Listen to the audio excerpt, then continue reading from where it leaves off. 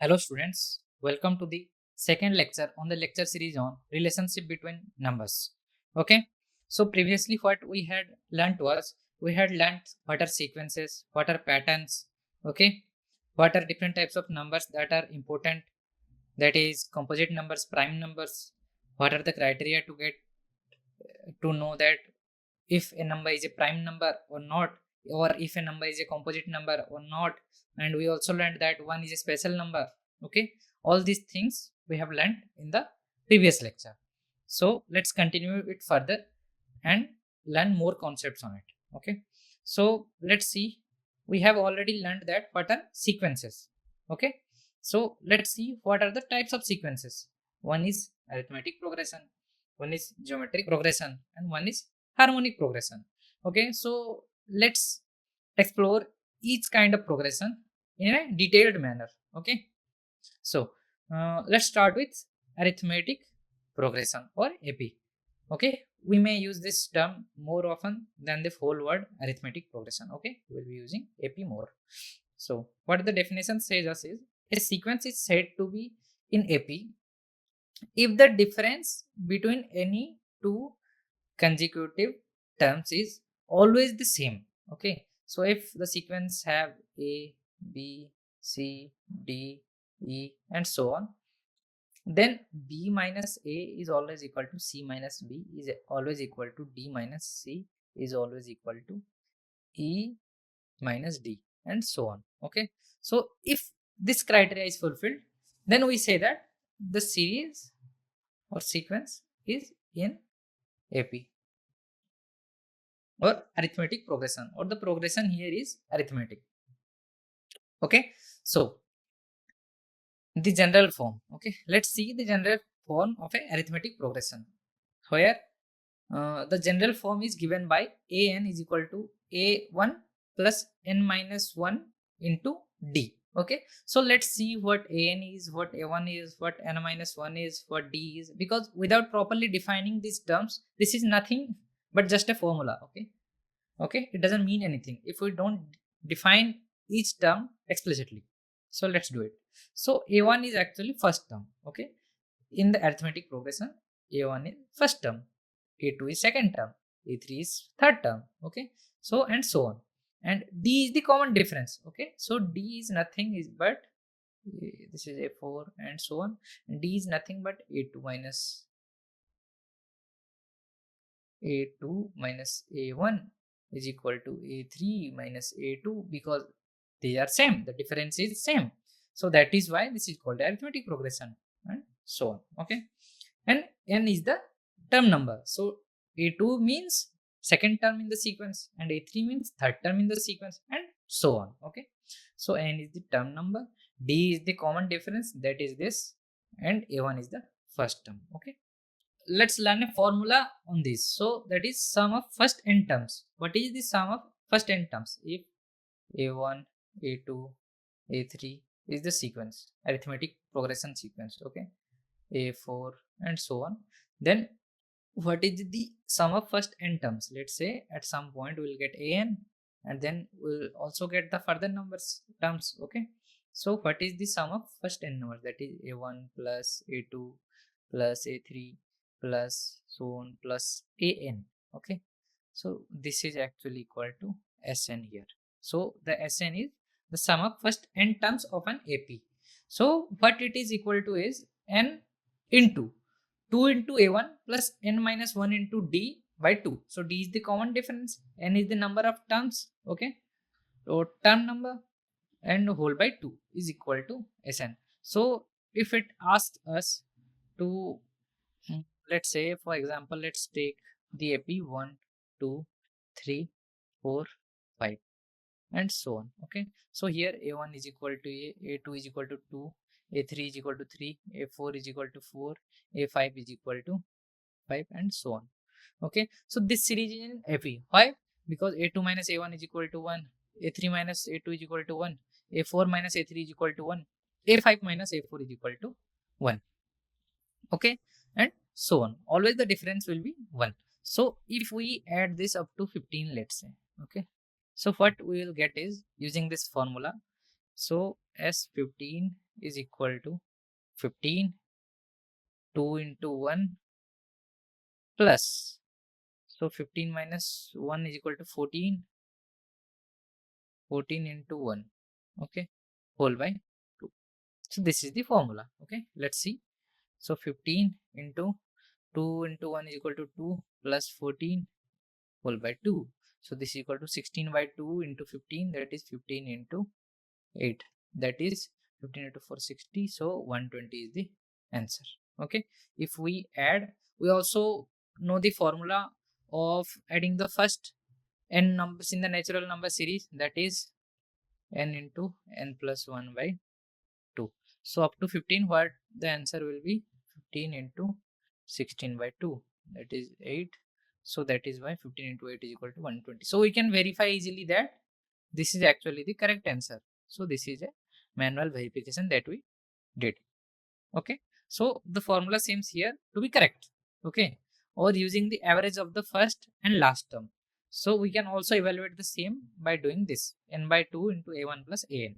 So in this case, what it will be is 15 by 2 into 1 by 2 plus, sorry, not 1 by 2, into 1 plus an is equal to 15. So this is equal to 15 into 16 by 2, that is equal to 120. Okay, so the answer remains same. Okay, again we can verify this. Okay, so let's go to the next slide. So common difference, the common difference d can be found using d is equal to a2 minus a1 is equal to a3 minus a2 and so on, an minus 1. Let's see the next kind of progression, that is geometric progression, and in short form it is called GP. Okay, so the definitions tells us that a sequence is said to be a geometric progression if the ratio of any two successive terms is always a constant. Okay, so the ratio, let's say a1, a2, a3 and so on. Okay, if this is the a4 and so on. Okay, if this is the geometric progression, okay, so a1 by a2 is actually equal to a2 by a3 is equal to a3 by a4 and so on.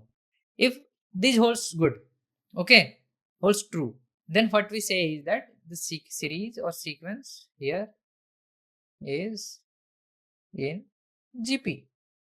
Okay, only by this condition. Okay, so the constant ratio is usually denoted as R, so this is called as R.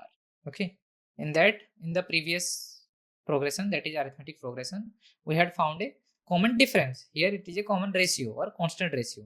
Here it is denoted by R, the constant ratio, and there it was denoted by D, the common difference. Okay, so let's see the general form.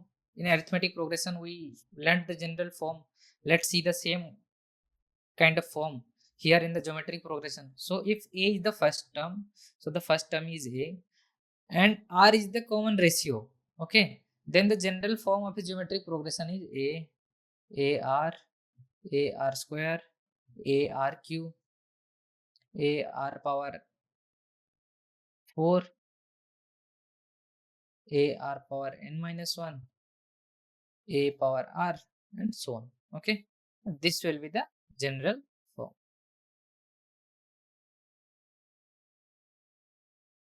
Now let's verify for the general term if the common ratio is actually constant, that is A by AR by AR square. Okay, this is equal to 1 by R, this is equal to 1 by R. So what it seems is it follows the same, that is this is a geometric progression as it verifies the criteria. Okay, so the nth term of a GP can be given as Tn is equal to AR power n minus 1. Okay, so this is the nth term. Since A is the first term, AR is the second term, AR square is the third term.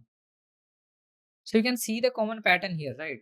If we are telling about the nth term, this must have for nth term AR power n minus 1. So AR power n minus 1 is the nth term. Okay, nth term. You can see the pattern here. Let's denote these terms, that is Tn, or what is a r power n minus 1. What are these? Okay, so Tn is the nth term, a is the first term as we have previously discussed, and r is the common ratio, and n is the term that we need to evaluate. Okay, nth term. So n is the position of the term in the sequence. Okay, let's find out the sum of GP. Okay, the sum of the first n terms of a GP when r is not equal to 1. What r is? R is here the common ratio, right? So if r is not equal to 1, then Sn is actually given by 1, sorry, a into 1 minus r square whole by 1 minus r. Okay, if r is equal to 1, then the sum of the first n terms is simply n into a. A is the first term and n is the nth term position.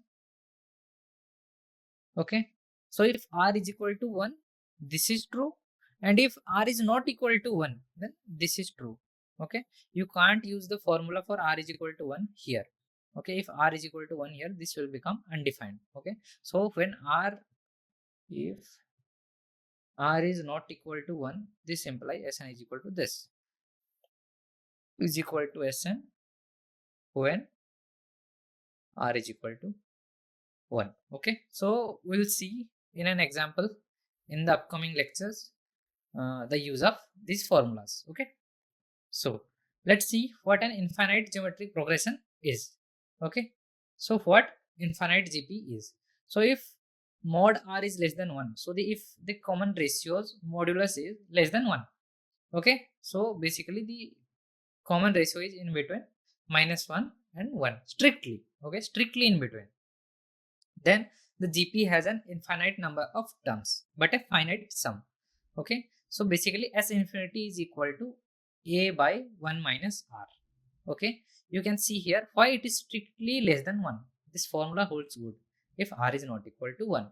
Okay, so S infinity is actually equal to a by 1 minus r. Okay, so let's see what harmonic progression is. So basically what the definition tells us is, if the reciprocals of a sequence of numbers from an AP, then the sequence is called an HP. So what you need to do is, if you are given a sequence A, B, C, D and so on, let's say, okay, then what you need to do is, you need to take their reciprocal. So 1 by A, 1 by B, 1 by C, 1 by D and so on. Okay, and then what you need to check is if these are in AP. If yes, then A, B, C, D are in HP. Okay, if no, then this is not in HP. Okay, so let's go further. So the general form is something like, let's say the sequence is A, B, C. Then for it to be an HP, the sequence 1 by A, 1 by B, 1 by C must be in AP. Okay, so this is the general form. So the nth term of an harmonic progression. Okay, so if A is the first term and D is the difference of the corresponding AP, then the nth term of the HP is given by, so basically Tn, let's say, is equal to 1 by An, okay, is equal to 1 by A plus n minus 1 into D. So An is actually equal to this. Okay, okay, okay, this An is actually equal to this. So let's see arithmetic mean, okay, in harmonic progression. So if A and B are two terms in an HP harmonic progression, then their harmonic mean is given by HM is equal to 2AB by A plus B. So here to be noted is, if A and B are in HP, then harmonic mean will be the term between them. So if A and B are in HP and there is a term C, that is the actually harmonic mean. then it will be actually in the harmonic series itself, harmonic progression itself. Okay, let's see the divisibility rules. Okay, so how can we know that if a number is actually divisible by 2 or not? Okay, so if a number is actually divisible by 2, if its last digit is even, so if you have a number, let's say xyz, okay, this is in the 100th place, in the 10th place, or in the unit place. Okay, so in the last digit, okay, of that number, if that is divisible by 2 or that is even, okay, then what we can say is it is divisible by 2. So if I give you a number 1099765432176, okay, so this is a very large number. Okay, there are multiple digits here, okay, like 5 or 10 digit number this is. Okay, so what you can see here is the last digit is 6. By only seeing this one, okay, what we can say this is this number is actually divisible by 2. Okay, only the last digit matters. If it divisible by 2, then the whole number is divisible by 2. Okay, so for example, another example what you can see is 246. Here the last digit is 6 and that is actually divisible by 2. So the whole number is actually divisible by 2. Okay, so let's see whether a number is actually divisible by 3 or not, and how we can actually see it. So in order to see it, what we need to do is we need to find the sum of its digits. Okay, so if it is x, y, z, so what you need to do is find x plus y plus z. Okay, this will be a finite number, and what you need to do is if this is divisible by 3. Okay, so let's say a number 13792. Okay, is it divisible by 3? So let's see. So 1 plus 3 plus 7 plus 9 plus 2. So 9 plus 2 is equal to 11, plus 7 is equal to 18, plus 3 is equal to 21, plus 1 is equal to 22. Okay, so 3 does not divide 22. So this is why this number is not divisible by 3. So let's see another example. So let's take 7, 8, 9. So what we need to do first is 7 plus 8 plus 9, that is 24, and 24 is actually divisible by 3. So this number is actually divisible by 3. And if you divide this number by 3, it will be something like 7, 8, 9, right? And divided by 3. So 2, 6, 1, 8, 6, 9, 3. So it is actually divisible by 3. Okay, this is equal to 0. Remainder is 0 and the divisor is actually 263. Okay, let's see if a number is actually divisible by 4 or not. Okay, if a number is actually divisible by 4, then the last two digits, okay, when we see the divisibility of 2, okay, divisibility by 2, what we need to see is only see the last digit. But in terms of divisibility by 4, what we need to see is the last two digits. Okay, this is very crucial here. Here you need to see the last two digits. If they are divisible by 4, okay, the last two digits, okay, not separately but together. Okay, so if the number is x, y, z, w, then what you need to see is zw. So zw, so if I have 1, 6, 9, 4, 7, okay, what I need to see here is these two numbers together. That is, if 47, 4 divides 47 or not. Since this does not divide 47, so this number is not divisible by 4. Okay, but if I would have written 16948, this number is actually divisible by 4. Why? Because 48, 4 divides 48, that is why. Okay, so for example, another example is 1432. So is it divisible by 4? Let's see. As 32 here is actually divisible by 4, as it lives with the quotient of 8. Okay, so the last two digits 32 from a number are divisible by 4. So the whole number is actually divisible by 4. Let's see the divisibility rule for 5. Okay, so when we can say that a number is actually divisible by 5, a number is actually divisible by 5 if its last digit is 0 or 5. The only thing that you need to see is the last digit. Okay, and you need to see if it is 0 or 5. If none of these, then it is not divisible by 5. So if I have 1 6 7 9 0 5, okay, this is divisible by 5 since the last digit is 5. Okay, and 1 6 7 9 0 3, the last digit is neither 0 nor 5, since not this one, not this one, so this is not divisible by 5. Okay, and another example is given here, 1450, since 0 is the last digit. Okay, so it is divisible by 5. So let's see the criteria for the divisibility by 6. So a number is actually divisible by 6 if it is divisible by both 2 and 3.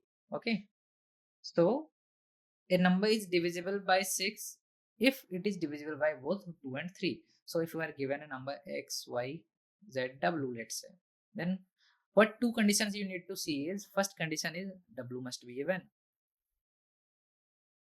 because that is the criteria when it will be divided by 2.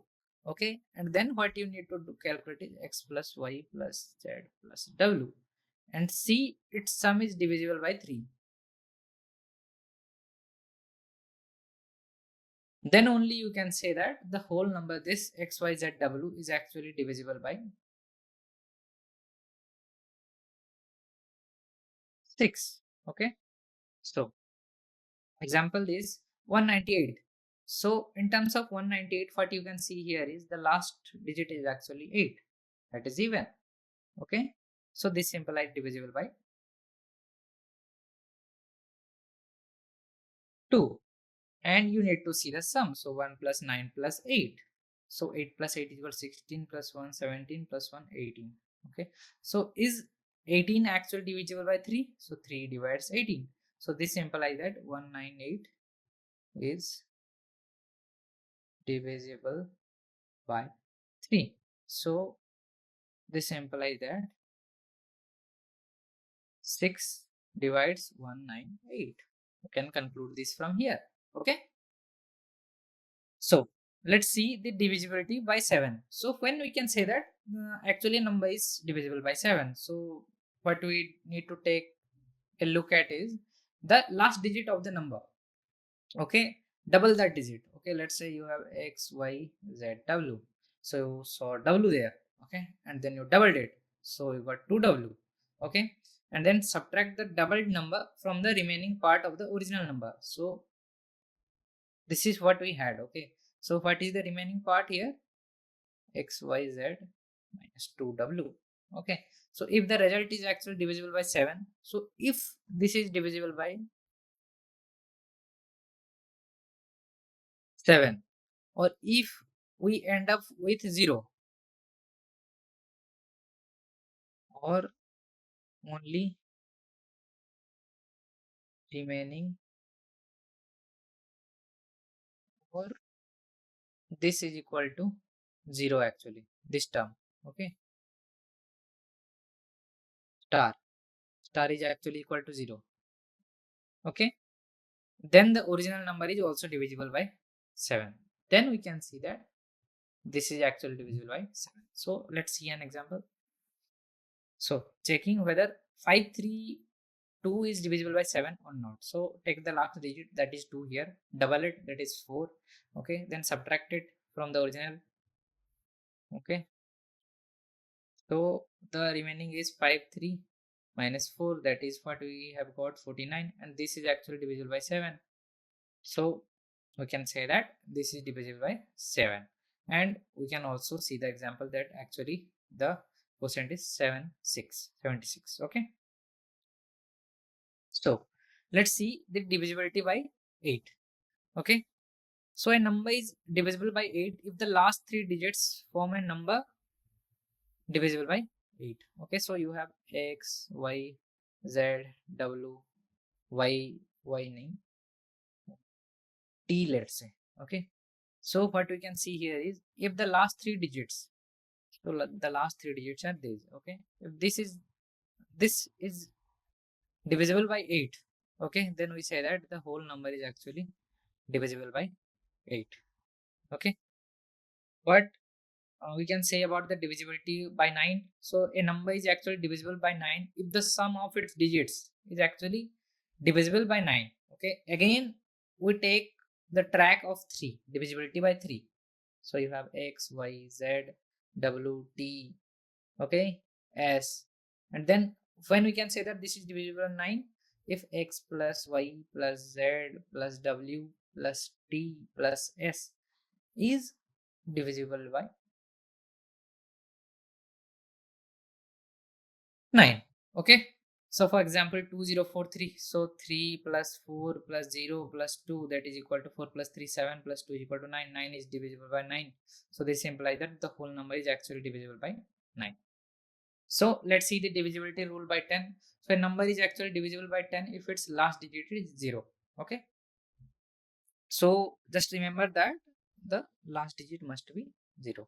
For 540 we learnt that the last digit must be 5 or 0. Okay, in this case it is only 0, the only possible way. Okay, so 2370 is actually divisible by 10 because the last digit is 0. Okay, so it fulfills the criteria. And let's see the divisibility by 11. A number is actually divisible by 11 if the difference between the sum of its digits at odd positions and the sum of its digits at even positions is 0 or is divisible by 11. Okay, so for example what you can see here is 1925. Is it actually divisible by 11? So let's see. What we did was we took the even position digits. So 9 plus 5 minus 1 plus 2. 9 plus 5 minus 1 plus 2. Odd position. Odd. Even. Even. Okay. So what we did was we clubbed them and added them, then subtracted one club from the other.